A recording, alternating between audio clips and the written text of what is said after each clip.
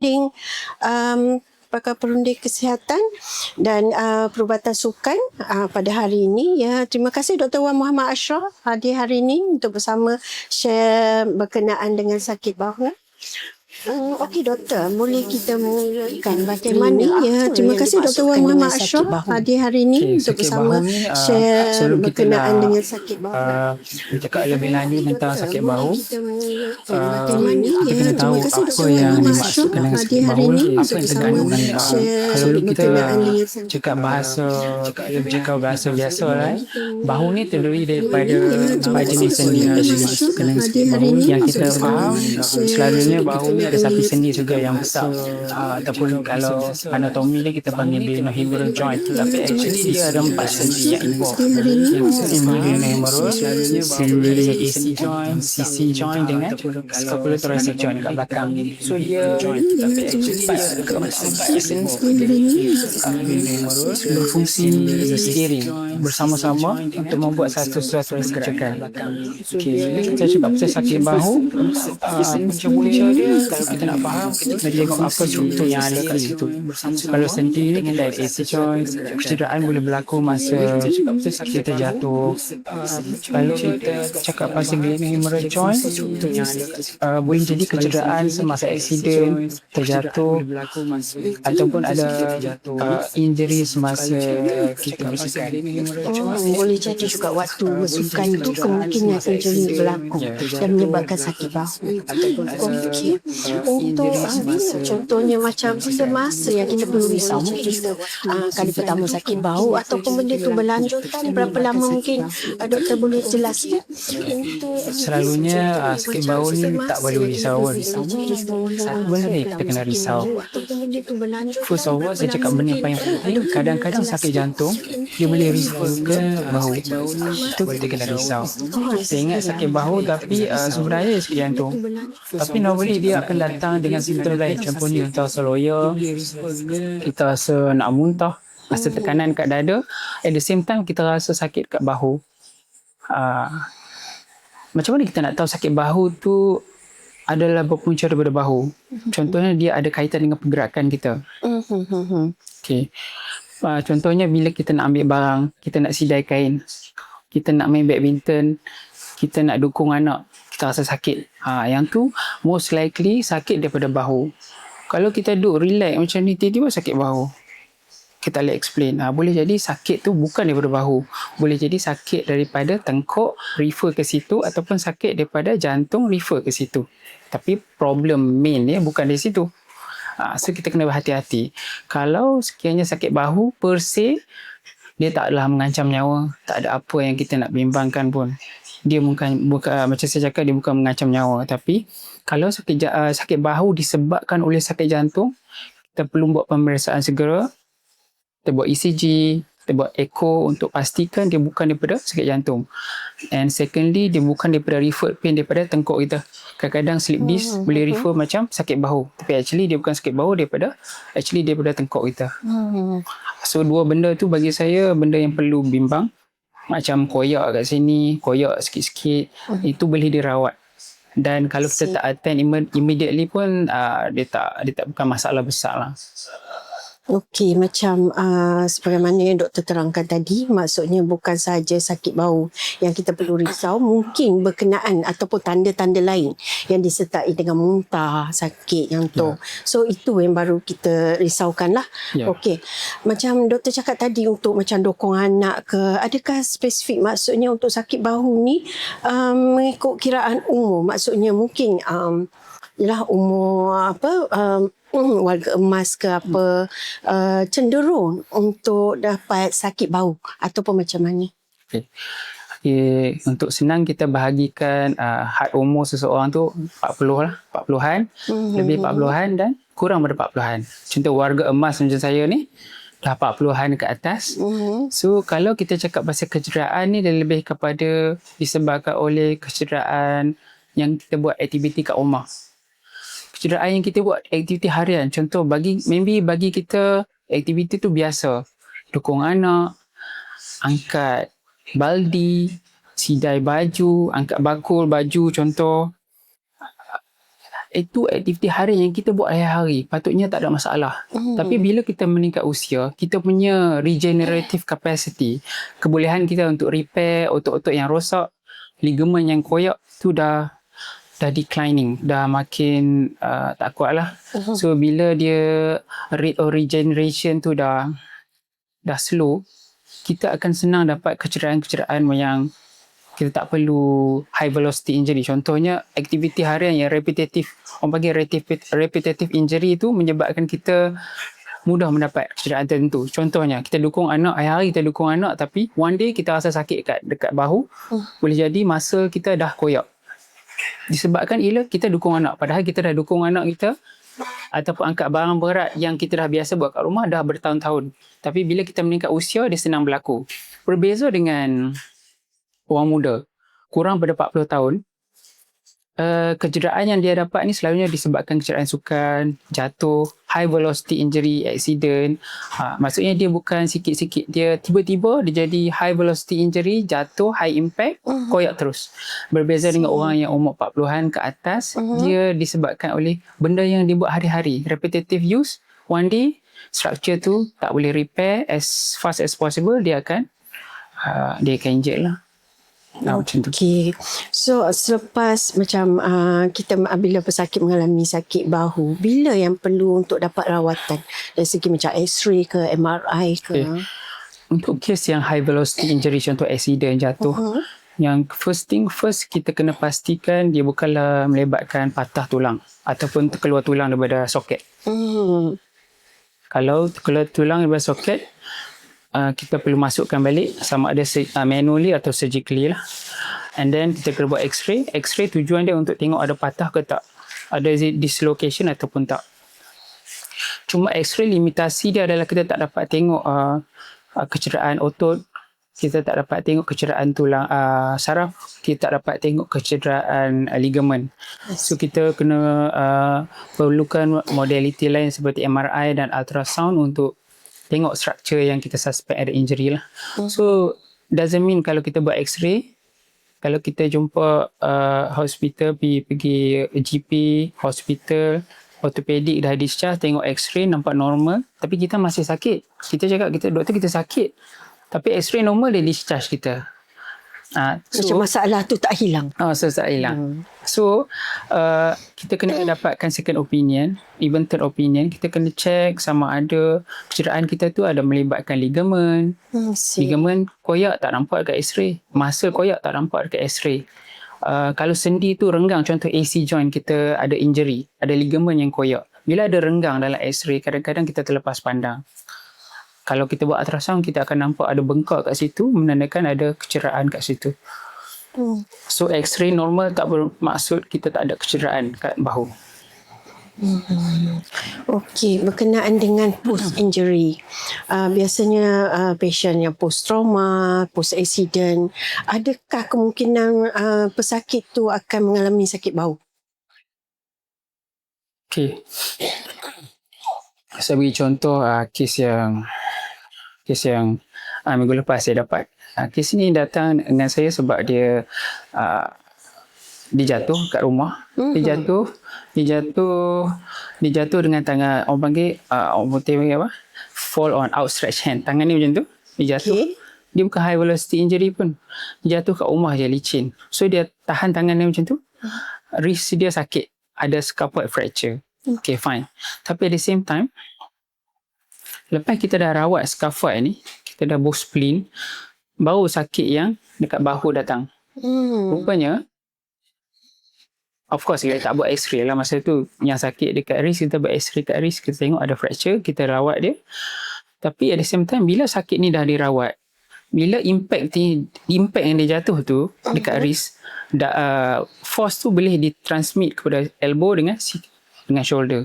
Kadang-kadang bila kita jatuh tu, kita ada associated injury. Kita inject wrist, at the same time kita inject shoulder. So bila kita buat ultrasound, tengok ada juga muscle yang koyak. So kadang-kadang kita kena counter check, double check kecederaan lain yang boleh menyebabkan kecederaan bahu. Itu contoh lah. Ada banyak lagi contoh tu. Maksudnya kita kena double check lah kecederaan yang boleh berserta dengan kecederaan lain dan mengakibatkan sakit bahu. Okey, mungkin dari segi sukan, doktor, dari segi sukan macam badminton ataupun swimming, adakah itu boleh repetitif? Adakah boleh sakit bahu? Boleh. Selalunya sukan ni maksud even definisi exercise pun maksudnya pergerakan yang berulang-ulang. So sama juga kalau kita bersukan berenang contoh. Gaya bebas kita akan buat senaman berenang tu memerlukan pengulangan pergerakan yang sama. So bayangkan untuk berenang risiko dia kita boleh senang dapat sendi lutut yang sendi bahu yang terkeluar. Sebab sendi bahu ni kita kena ingat dia tak berapa stabil compare dengan sendi dekat femur ni. So sendi dia tak stabil. Sebab tu dia memerlukan otot-otot di sekeliling untuk pegang kita punya tulang humerus tu. So pergerakan yang berulang-ulang kalau diinjek je otot-otot di sekeliling dia boleh menyebabkan tulang tu keluar daripada landasan. So risiko untuk sakit bahu tu tetap ada. Sama juga dengan badminton. Banyak kes bila atlet melakukan jumping smash, bola lob berterusan hari-hari menyebabkan otot-otot tertentu mudah koyak dan memerlukan rawatan lah. Okey, apakah kepentingan kan biasa sebelum exercise kita buat warming up? Bagi doktor, apa kepentingan warming up ataupun apa rasional? Kadang-kadang setengah orang tak tahu, terus je bersukan. So selepas tu adalah injured. Okey, warming up ni sepatutnya kita buat sebelum dan selepas. Kalau kita lihat Datuk Lee Chong Wei, dia akan ambil masa 1 jam untuk warming up, 1 jam untuk warming down. Tak sama dengan atlet lain dah balik dia warming up lagi, warming down. Selalunya yang saya tahu sebelum, rupanya sebelum dan selepas. Gerakan dia hampir sama saja. Tujuan actually warming up tu adalah memastikan masa kita ready untuk bersukan. Sebab dalam keadaan rehat macam ni, peredaran darah kita tertumpu kepada bahagian yang vital. Contohnya jantung, paru-paru, usus. Bila kita nak bersukan, kita punya darah kita akan divert kepada otot-otot kita. So kita nak bagi badan kita ready. So darah akan, bila kita dah buat light warming up, kita buat stretching, so pengaliran darah tu akan fokus sikit, lebih sikit mengalir kepada otot-otot tangan, kaki. Kita nak main ni, kita nak bersukan, so dia dah ready. So baik kita macam nak beritahu badan kita, okay, kita nak main game ni, ada badminton, ada nak main futsal, kita kena get ready, kita perlukan darah banyak untuk kaki, nak berlari semua.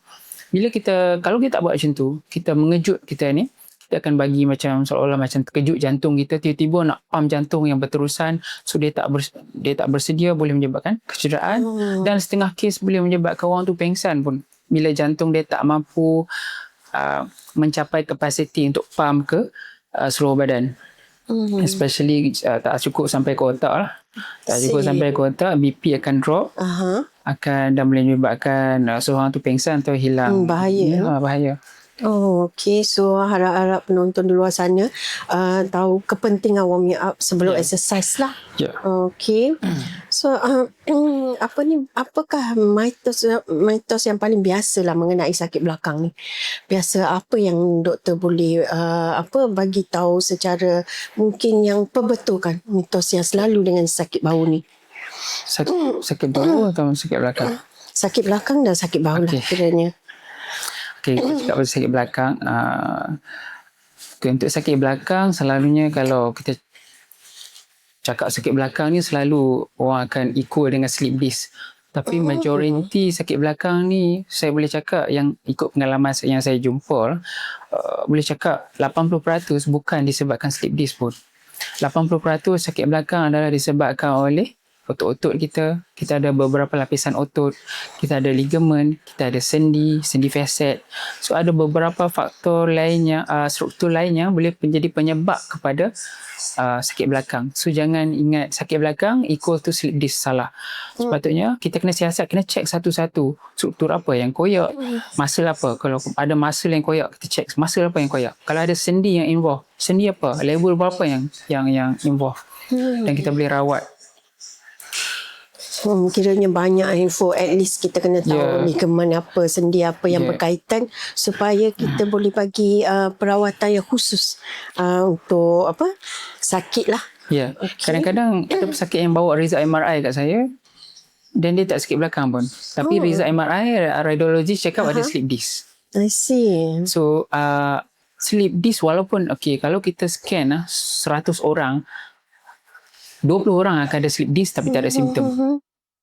So, orang yang ada slip disc tak bermaksud orang tu akan sakit belakang.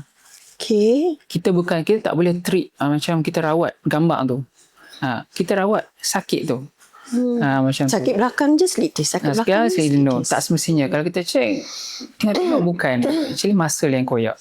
So simptom dia berbeza. Kalau slip disc, kita akan ada test tertentu. Kita angkat kaki dia. Sakit dia dari tulang belakang merebak ke kaki. Dia ada kebas-kebas.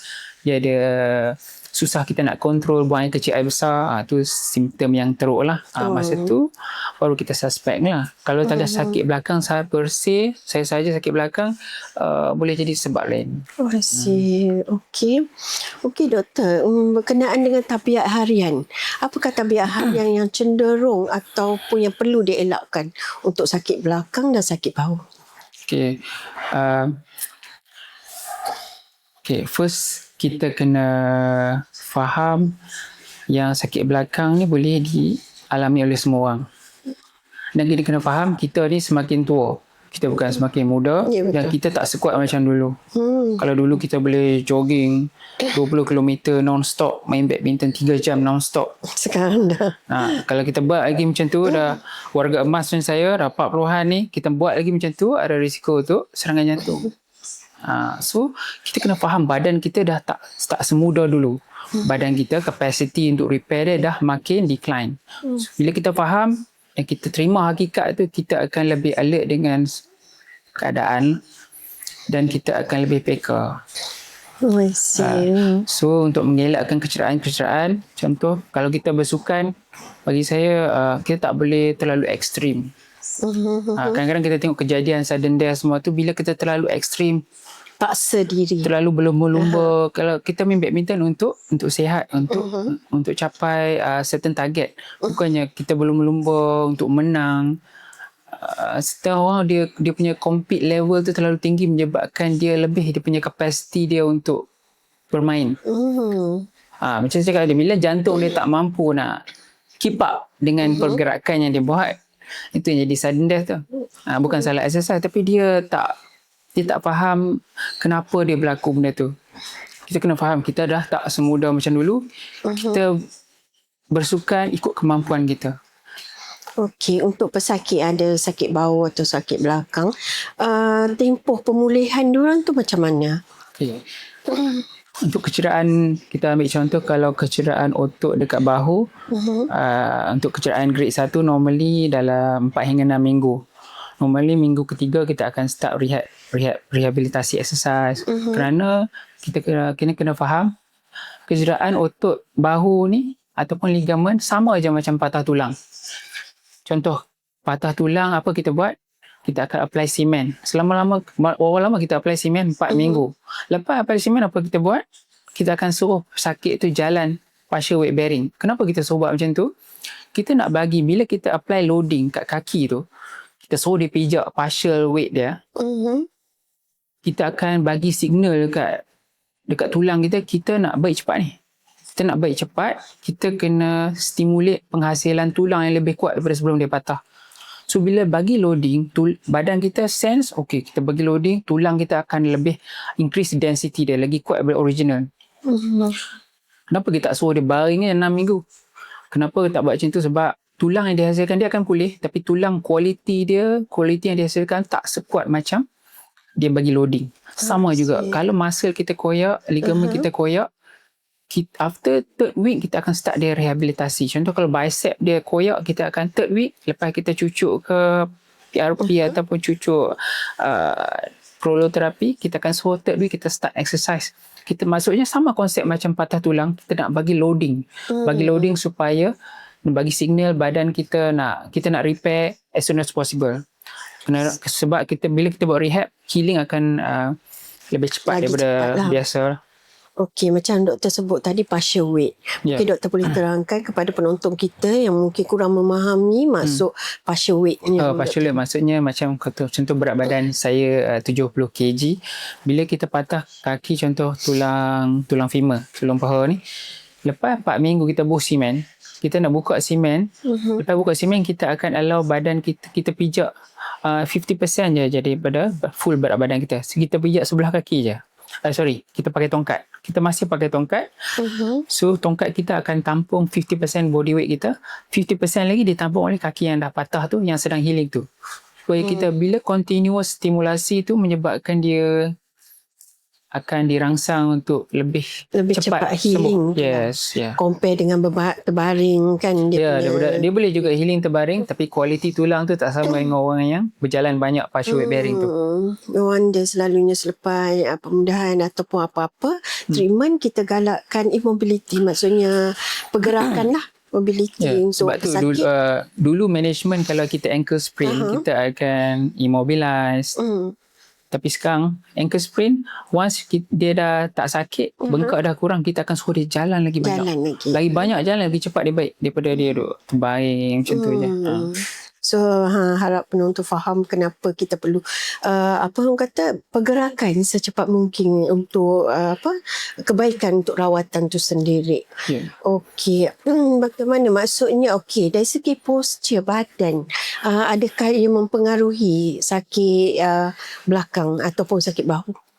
Ya, postur badan ni lebih kepada bidang fisioterapi actually. So postur badan, kalau tengok postur saya duduk ni pun tak betul. Okay. Nak ikut postur kita duduk, kita make sure tulang belakang kita kalau tengok dari tepi tu straight. Okay. Sebab postur main peranan. Sebab otot tulang belakang kita dia sentiasa aktif. Sentiasa bekerja. Sebab dia banyak type 1 fiber. Type 1 fiber ni dia banyak stamina. Type 2 ni dia high velocity. So check balik saya rasa. Type 1 ya. Okay. Contoh postur yang saya nak cakap ni, postur kita driving. Make sure badan kita straight. Masa kita sitting, badan kita straight supaya kalau kita duduk macam tu, sungguh perempuan dia driving kan, macam ni, dia nak tengok terlanggar kucing ke apa, so duduk macam tu. Saya rasa saya lah tu. Okay, macam tu, dia ke depan. Tu tengkok dia ke depan. Bayangkan macam tu. Bayangkan dia drive sejam, 2 jam. Tak mahu. Kita relax. Relax. Tulang belakang kita straight. Tulang belakang kita straight.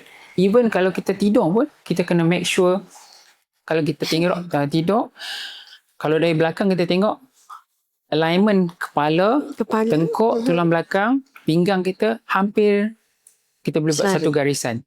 I see. Kalau bantai kita tinggi sikit, kita akan tertarik kat sini. Esok sakit tu kena buat acupuncture lah sikit. Acupuncture ada rawatan dia untuk bagi muscle tu relax sikit. So posture main peranan, especially kalau kita nak angkat barang. Kita kena angkat barang as if macam kita nak buat deadlift, macam orang exercise. Bagi contoh Okay. Orang kalau kita angkat, jangan angkat macam ni. Okay. Kita angkat barang, kita lebih kepada macam kita nak buat weight lifting. Kita tulang belakang kita pastikan straight. Angkat macam tu. Even angkat anak-anak, angkat macam tu. Instead of macam ni. Jangan macam tu. Menunduk. Yes. Okay. Posture, so jawab soalan tu, bagi saya posture main peranan yang penting. Main peranan lah. Kadang-kadang salah posture badan kita boleh jadi sakit bahu. Ya, kita kena sentiasa alert dengan kita punya itu juga macam doktor terangkan tadi, bila kita drive long hours, semua memang rasa stiff. So yang tu memang, terima kasih doktor share benda ni, so saya sendiri pun boleh belajar. Okey, kita ada soalan daripada ni. Okey, apakah kecederaan terdahulu boleh menyebabkan seorang dapat frozen shoulder pada masa akan datang? Ini macam post Dia punya post injured lah rasanya. Adakah boleh berulang lagi? Okay, frozen shoulder ni adalah disebabkan oleh keradangan dekat sendi bahu kita. Dia boleh disebabkan trauma, sama ada rotator cuff, otot-otot sekeliling tu yang dah koyak sebelum ni, menyebabkan ada tindak balas, ada keradangan yang berterusan, dan koyak tu tak dirawat, dia menyebabkan jadi parut dalam sendi tu. Bila jadi parut dalam sendi tu, dia macam kita kalau kita luka apa jadi kat kulit, dia ada parut. So bayangkan parut yang keras tu berserabut dalam sendi ni. Orthopedic surgeon terpaksa potong semua tu untuk membolehkan seseorang tu boleh angkat tangan. Okay. Ada juga kes di mana bukan sebab trauma, tapi disebabkan oleh faktor-faktor immunity. Orang yang dia ada certain group, contoh orang yang ada diabetik, masalah thyroid. Ni contoh-contoh autoimmune menyebabkan badan kita ni sentiasa dalam aktif, dalam keradangan. Selalu orang yang normal ni, orang yang biasa, dia radang sebabkan dia cedera. Tapi orang yang autoimmune, orang yang ada sakit autoimmune ni, dia sentiasa ada keradangan kat sendi disebabkan masalah autoimmune. So menyebabkan dia jadi automatik, dia tak perlu nak ada injury ke apa. Sebabkan diabetes, sebab dia 40, sebab dia obese. Dulu kita ingat fat female 40. Ni antara 3F ni senang nak ingat dalam exam kan. Fat female 40, dia memang antara group yang vulnerable untuk dapat frozen shoulder. Ada certain benda kita tak boleh explain. Ada certain benda kita tahu, ada certain benda kita tak boleh explain. Contoh obesity, high glucose untuk diabetes, orang masalah thyroid, dia prone untuk dapat frozen shoulder without injury. I see. So saya harap penonton kita NAMS terjawab lah. Bukan saja mungkin kecederaan lama, mungkin yang macam doktor cakap tadi lah, 3F tu boleh juga jadi sakit bahu. Okey. Okey, doktor. Okey, ada lagi soalan daripada Masjid Al-Hasanah. Doktor, apakah faktor yang menyebabkan bahu sengit? Faktor untuk bahu sengit. Bahu sengit. Boleh doktor jelaskan? Bahu sengit ni. Saya kurang faham dengan soalan tu, tapi kalau kefahaman saya, kemungkinan satu bahu lebih tinggi daripada bahu kanan, contoh bahu kanan lebih tinggi daripada bahu kiri. Okay. Most likely boleh jadi sebab setengah orang tu dia right hand dominant. Kalau kita right hand dominant, kita akan lebih menggunakan tangan yang dominan lah. So pembentukan otot tu lebih tertumpuk pada bahagian yang dominan. So menyebabkan dia lebih berat. So kita akan nampak as if macam shoulder kita tu ke bawah cenderung sikit. Ke bawah sikit. Padahal dia lebih berat. Sebab kita banyak pakai benda tu. Contoh player tenis contoh. Kita tengok tangan dia lebih besar. Belah kanan lebih daripada belah kiri. Otot dia lebih terbentuk compared to tangan yang dia tak pakai. So untuk menjawab soalan tu, boleh jadi kalau sebelah bahu tu lebih tinggi atau lebih rendah tu disebabkan oleh pembentukan otot yang tak seimbang. Disebabkan oleh sukan yang dia main. Okey, kalau macam dislocation yang tak dirawat? Okey. Dislocation yang shoulder dislocation. Shoulder dislocation ni perlu dibetulkan secepat mungkin lah. Sebab kalau kita tengok shoulder joint tu kita macam kita panggil ball and socket. So bila dia terkeluar ni, maksudnya sebab dia tak stabil, dia memerlukan rotator cuff. Ada 4 otot yang memegang dia macam tu, cangkuk macam tu. Kalau dia terkeluar tu, maksudnya boleh most likely keempat-empat otot ni dah terkoyak lah. Patutnya tugas dia untuk pegang ni. Bila dia terkeluar ni, maksudnya dia dah koyak. Dan bahayanya adalah, tapi at the same time saya cakap dia bukanlah mengancam nyawa. Tapi kita perlu terreducekan cepat sebab dia melibatkan kejeraan saraf. Dia boleh menyebabkan kejeraan salur darah. Sebab sekeliling ni ada salur darah penting. Kalau dia terkoyak terlalu jauh, boleh menyebabkan salur darah tu pecah dan menyebabkan kejeraan saraf. Dan kalau kita tak rawat kejeraan saraf tu secepat mungkin, dia boleh menyebabkan kecacatan kekal. Contohnya kejeraan. So saraf yang kita maksudkan saraf axillary, yang kalau kita ada kejeraan tulang bahu terkeluar ni, kita akan rasa kebas-kebas sikit dekat dekat deltoid, masa deltoid ni. Itu maksudnya adalah ada kecurangan saraf. Okey. Okey, doktor. Sebagai penutup, apakah nasihat yang boleh doktor berikan kepada penonton kita untuk menjaga kesihatan bahu dan bila mereka perlu buat pemeriksaan? Okay. Pertama sekali, sakit bahu ni macam saya cakap awal-awal tadi, sakit bahu bukanlah penyakit yang sangat alarming. Cuma kita kena alert yang sakit bahu boleh mimik penyakit lain. Contohnya sakit jantung dan slip disc dekat tengkuk. Dan kalau macam mana kita nak tahu sakit tu memang daripada bahu, bila kita buat pergerakan yang involve bahu, kita boleh menghasilkan sakit tu. Maksudnya sakit tu boleh di-reproduce. Contoh, untuk sakit koyak bahu ni, dia perut ni kita tak boleh tidur belah kanan. Contoh ada muscle yang koyak belah kanan, bila kita tidur belah kanan sakit. Malam berdenyut. Bila kita overhead activity nak ambil barang kat kabinet tinggi, rasa sakit. Bila buat kat bawah tak sakit. Bila angkat sakit. Dia tak ada yang angkat tangan tak sakit, tak ada. Maksudnya kita boleh reproduce ikut kehendak kita, maksudnya sakit tu daripada situ. Kalau sakit tu bukan daripada bahu, dia boleh datang anytime.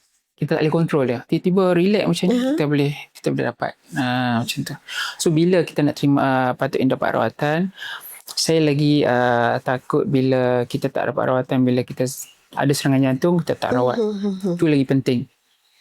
Bukan nak cakap sakit bahu ni tak penting, bukan. Kita kena rawat, kita kena prioritas apa yang lagi penting. Secondly, problem dekat neck. Kena address problem dekat jantung, problem dekat neck, exclude semua, baru kita mai kat sini. I see. Masa tu kita dapatkan rawatan segeralah. Okey. Itu saja. Terima kasih Dr. Muhammad Ashraf bersama dengan kita hari ini. Okey, saya harap semua penonton terjawab dan hari ini apa yang kita perlu dapat info yang berguna untuk kita praktikkan lain kali, maksudnya dari segi postur badan, dari segi warming up sebelum exercise dan semualah. Begitu juga macam doktor cakap tadi, kita perlu tahu apa yang kaitan dengan joint apa-apa semua yang melibatkan ataupun kenapa sakit bahu tu terjadi, dan juga tanda-tanda amaran macam melibatkan macam untuk sakit jantung, sama ada muntah ke apa semua, yang kita perlu kena aware lah berkenaan dengan tanda-tanda tersebut. Okey, terima kasih Dr. Muhammad Ashraf hari ini. Terima kasih. Jangan lupa untuk like, share dan follow kita punya TikTok dan juga kita punya Facebook, okey, untuk Ruangan Tanya Pakar. Okey, terima kasih semua.